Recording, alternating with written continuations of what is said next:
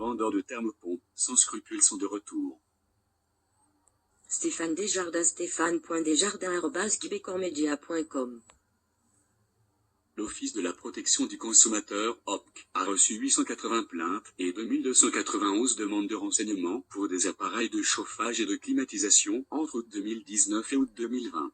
Les consommateurs dénoncent surtout les mauvaises pratiques de vente, le service déficient, les problèmes de garantie légale et la fausse représentation.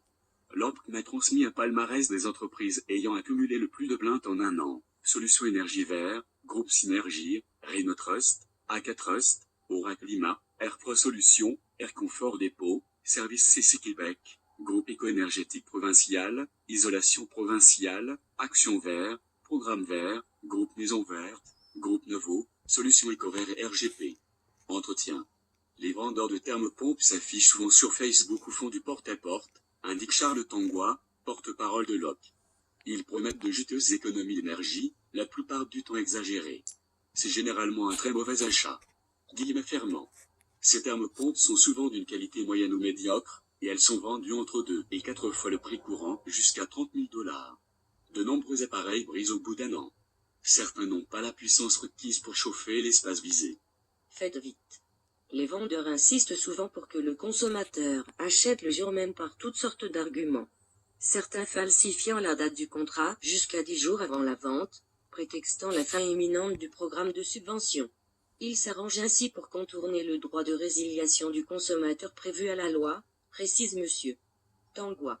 Ce qui complique les démarches du client, qui veut annuler le contrat par la suite. Guillemets fermants.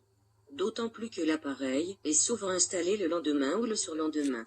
L'installateur a débranché l'ancien système de chauffage, ce qui complique davantage les démarches de remboursement. On nous a rapporté que certains acheteurs voulant annuler leur contrat se font intimider. Le vendeur revient le lendemain mettre de la pression, poursuit Monsieur Tangois. D'ordinaire, ces entreprises disparaissent au bout d'un an pour ouvrir sous un autre nom. Difficile alors de faire respecter le plan de garantie, qui aura peut-être coûté 5 000 $.